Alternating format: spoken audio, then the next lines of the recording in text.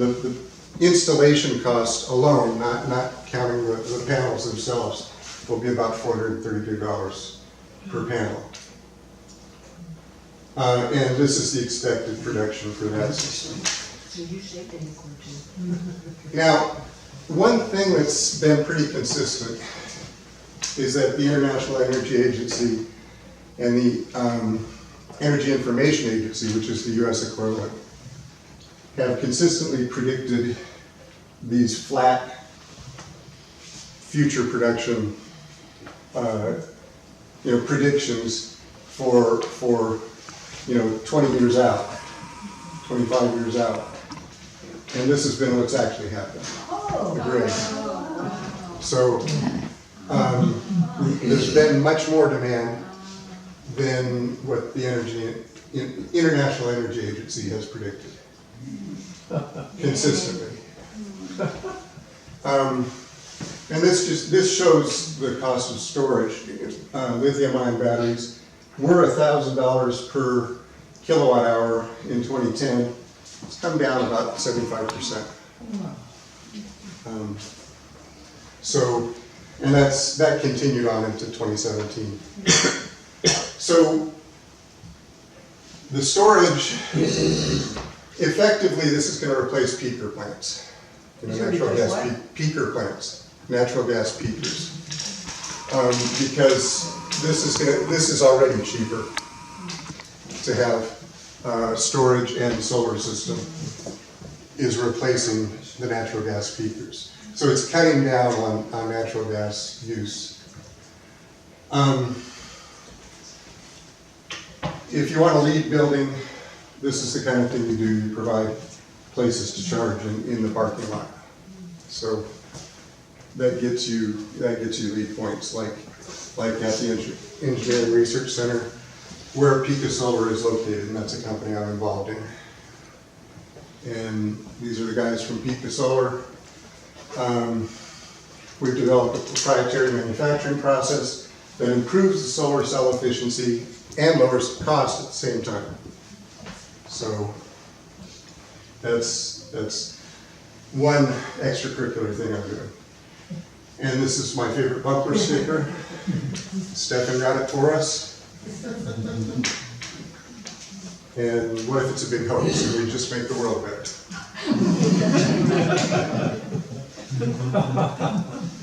So that's all the slides that I had. I could give you a tour. Yes. Have you seen that ad on television where it talks about wind energy from Oklahoma being imported into Arkansas? That's Windcatcher, yeah. What's that all about?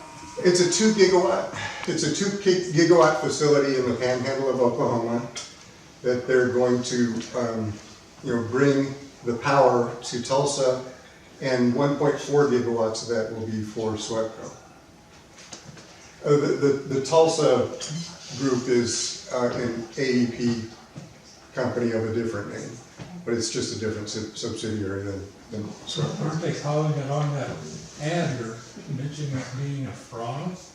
Who is against it? Yeah, I don't someone's know. against it. They've got these ads on Yeah. TV saying vote against it. Well, Yeah. part of it is power lines, right?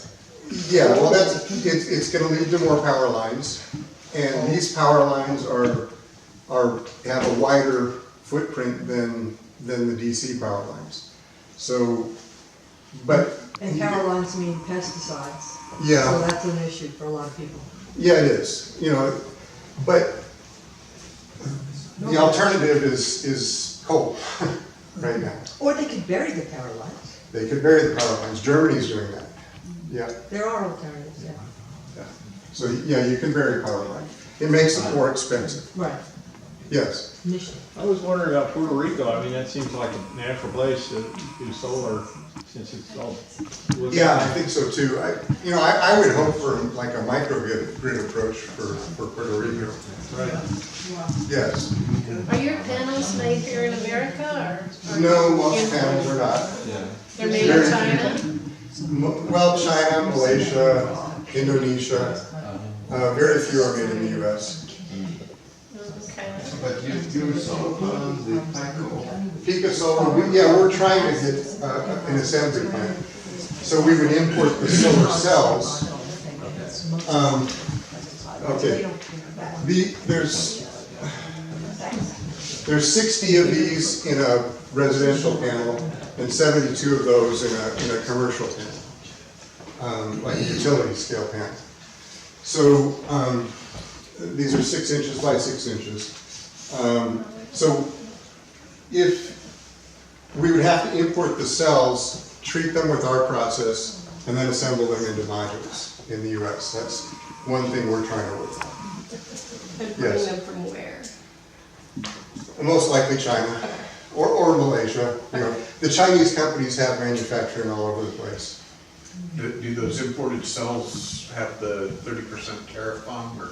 Yeah, that's what I They was would. gonna ask. Yeah, they would. Yeah, but that would just be the cells. You know, we would add value Right. with our process and with putting it in modules. Are there any like American companies that are doing that? I've kind of There's followed Solar you on World this and before, Sediva, but they've so- both gone bankrupt. Oh, okay. Is it because we don't have the raw materials? Um, Very cheap labor. Well, it's more a conditions, you know, China has invested tremendous amounts in their supply chain. You know, so they just have made a very efficient supply chain. And that's hard to compete with. They're the incumbent right now. Terry, Yes. Ozark Electric is selling shares in its wind farm.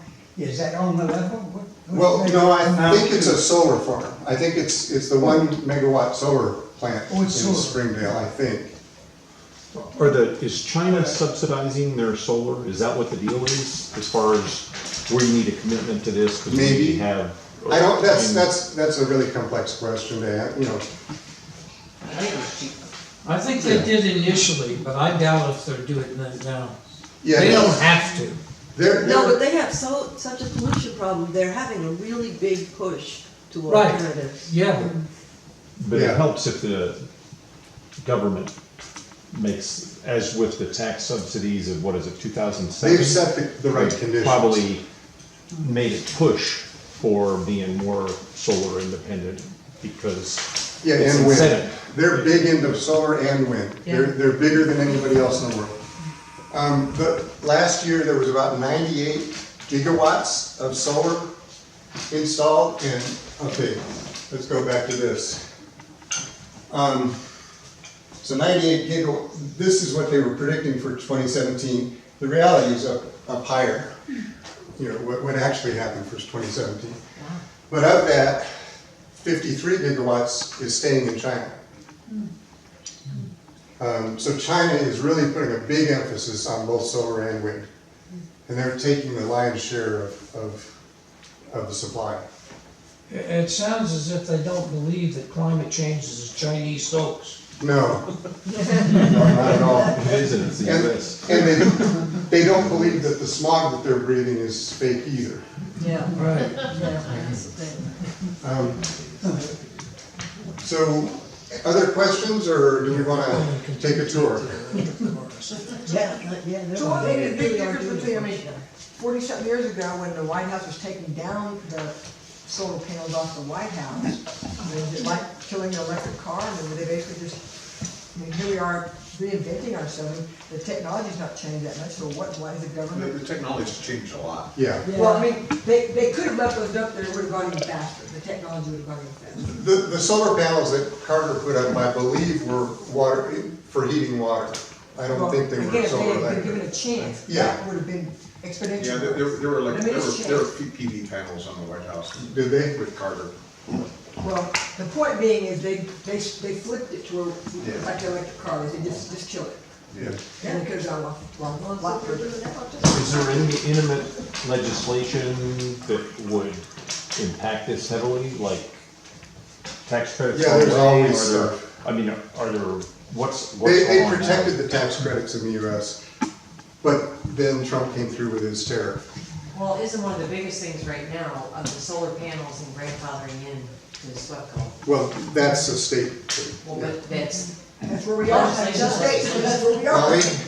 Terry, I just wanted, I don't know if we're gonna gather again in a seated position after we walk through the house, but I wanted to make an announcement about next climate change forum. It will be April 1st, that's the first Sunday of the next month, and it'll be Alberto Torres, he's sitting up there in the front. You wanna He's gonna stand do up? a presentation on climate refugees and refugees in general.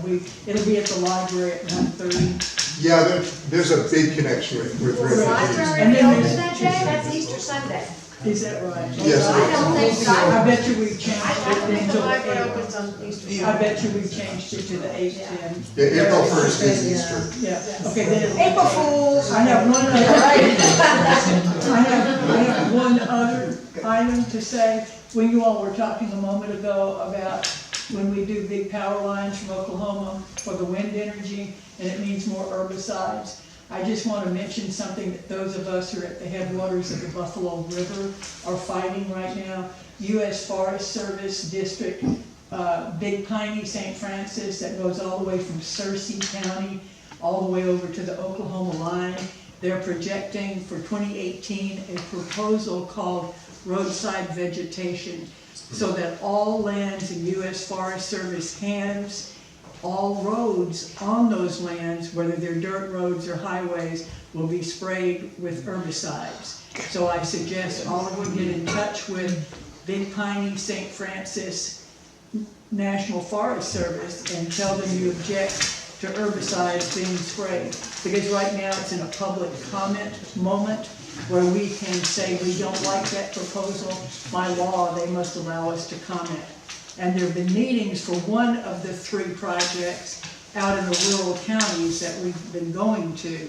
And so they have public comments open now and until Thursday of this week, March 8th. And so if you get your word in there right away to say you don't want herbicides on all those U.S. forest lands within the Big Piney St. Francis district, they have to pay attention, whether they change their proposal or not, but they have to listen to you. Thank you. Thank you, Lolly. Lolly, one Yeah. question. What is their justification for this? Invasive species. Um, And they say Japanese stiltgrass, Paulownia as a tree, and, there's another Sericea lespedeza, which many people plant. Then there's another tree, golden something tree that pops up as a weed species tree in a lot of places.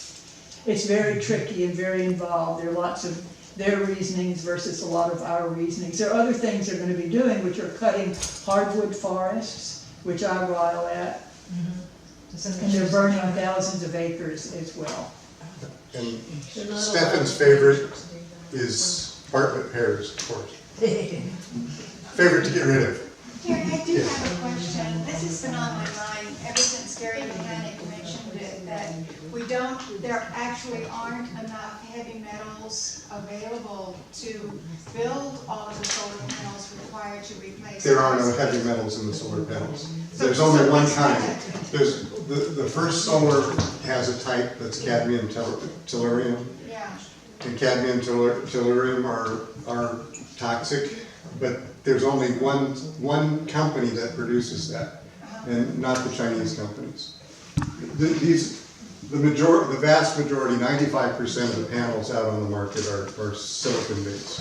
okay. Yes. So that's not really true then about that, okay. It And so was we- once, but, that was the initial, and now they've changed to the more environmentally safe and sound one. Okay, The worst part of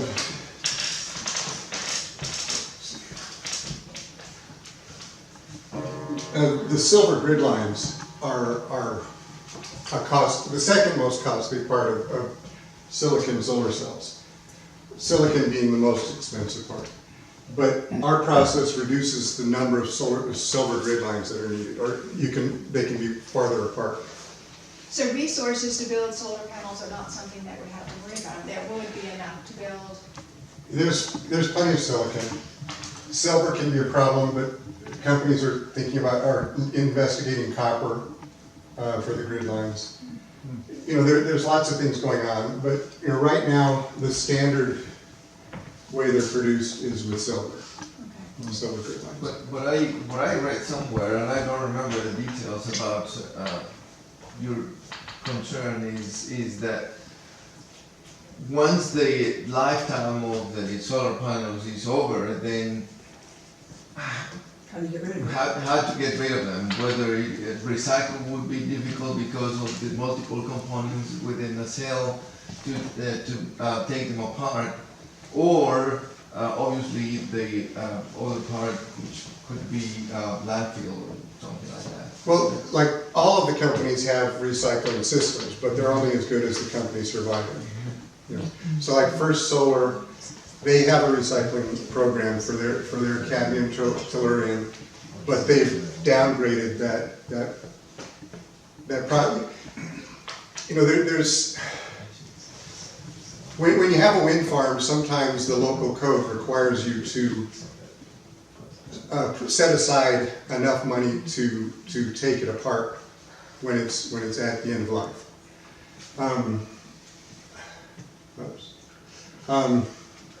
Is that a mandate or is that an ethical choice? It depends on the local law. But a lot of the solar manufacturing companies are doing similar things, but they're only as good as the company surviving. Yes. What is the lifetime of a solar cell? Some are 60 years old and still generating. Okay. And those are the ones I was talking about. The rating, they're warranted for a lifetime of 25 years. Okay. So the 80 to 83% production at 25 years. Oops. The drop-off in power consumption is steepest in the first few years, and then it levels out, and it changes very little after 25 years. And many of the top-end solar panels are 0 to 5% plus. So they used to be like negative 2.5 to positive 2.5. Now they're binning them so that they're exceeding, you know, that they're on the high side of the bin. So planned obsolescence isn't in their formula of profit? No. But when you say company survival, like in terms of either wind or solar panel production, is that, maybe it's not, is that like the companies that we've had here in Fayetteville that were chemical companies that didn't survive, in quotes, in that they changed their name and moved off, leaving barrels of toxic chemicals in their warehouse? So do they just change their name at the end of 25 years and they're off the hook? Is that how that works?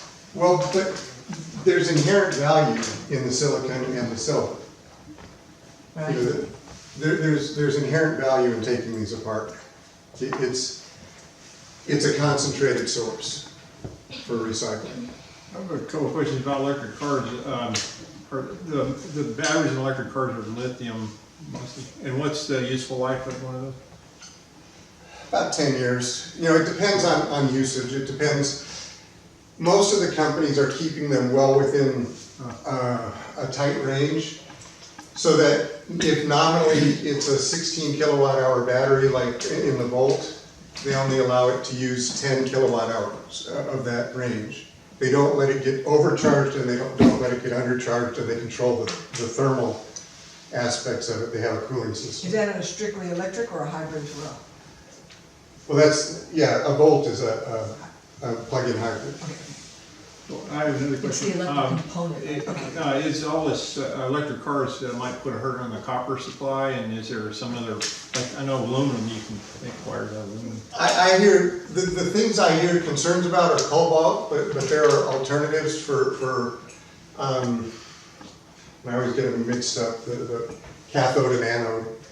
I think it's the cathode that's tends to be cobalt, but there are other formulations that can reduce the amount of cobalt needed to a sixth of what's the current design for some cars.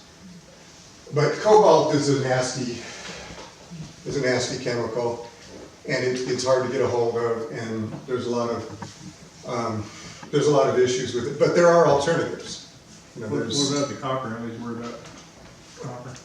No, I don't think copper is the biggest concern. I think the biggest concern is cobalt that I read about. So are you seeing a trend where, it used to be, or maybe it still is, that people were encouraged to rent the panels? And then now people are saying, no, I want to build my home with my panels on it. So is there any kind of incentive or a reason why they would push one way or the other? Well, if you've got the cash up front, it's better to buy. If you don't have the cash up front, or if you can't get a good loan, and the company will lease them to you favorably, and you don't have to put a lot of money up front, it can make sense. Like for instance,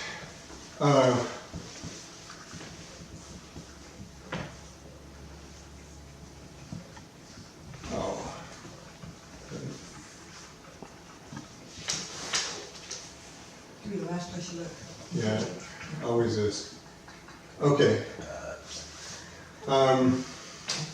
So this system will give about a 10% return on investment. Is that Shepherd or Good Shepherd? Yeah, Good Shepherd. Per year? Yes. So, that working churches make 10% on their own. So from a standpoint of investment, it makes sense. And when I gave this talk at Good Shepherd, I emphasized the moral aspects, which includes the refugee issue. Because at Good Shepherd, they started Canopy around here. And so they're very concerned about the refugee issue. So that was a tie-in. Terry? Yes. This is a question that maybe you don't want to address right now, but just a short version, please. How much did you put into preparing for tornadoes? When you put all that into this beautiful thing, how sound is it? Suzanne Lance, the architect, says this is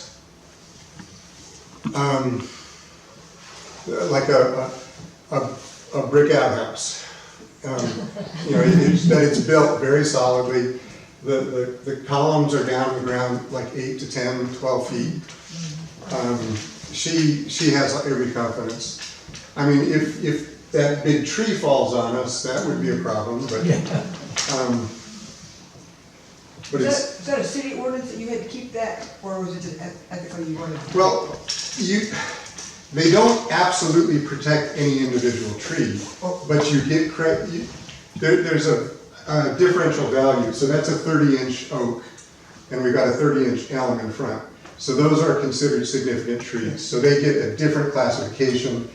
If you want to take one of those out, it's a you have to go through a lot more hoops and do a lot more replanting or mitigation. Understandable. So it's better, a tree like that you just want to protect. Aubrey, are you suggesting that we should be concerned about tornadoes? Well, if I were 27 years old instead of 77, I figured there was a chance a tornado would come in my lifetime, and I would like to be prepared, just as I'd like to have solar. And that's why I brought up that question. I figured you did have a lot in it. Flint's been in the industry for 18 years, and his mentor was in the industry for 30 years, and neither of them ever had a hail damaged solar panel. I had a hail-damaged solar panel. I lived off the grid for 25 years and I lost one panel to a 3-inch hailstone. Wow. Wow. Guess you're lucky. But his experience has been replacing. He has to. When there's hail damage to the roof, he's got to take his solar panels off so that they can replace the roof and he can put it back on. But underneath where the panels are, it's protected. And when we looked at, metal roof is great, but the roofer that I talked to said that those can get pockmarked. And so, you're paying 2 or 3 times, but they last forever as long as you don't, as long as there's not a problem, yeah. We'll get there and look at them. Yes. Terry, another thing we noticed with our solar panels that no one had warned us about is that the dripping from the trees, the oak stuff, dirt, everything Yeah. like that can cover your panels and really lessen the amount of. I definitely see more production after a rain. And it, yeah, as you get pollen, it affects the production, definitely. So that's true. Will you ever have a sprinkler system set up to wash off her? There's So no cloudy days like today, how do you get good generation on a day when the sun is behind the clouds? Well, let's see.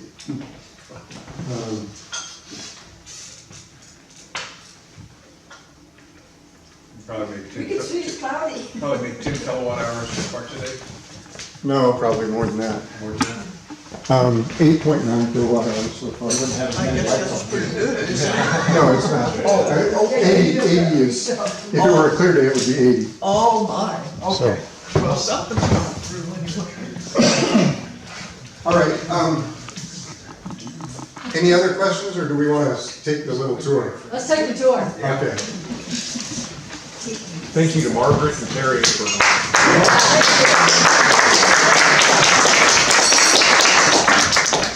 In terms of materials, so this is the bamboo that you're standing on, and this is the deck material, which is 85% recycled soda bottles and 15% sawdust. Glad you brought up tornado. We had one last spring, almost this very day, took down our barn. You don't need that.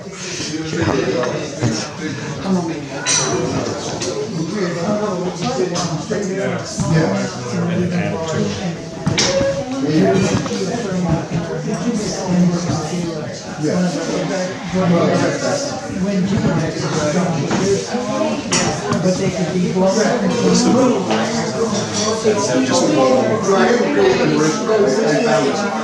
Okay.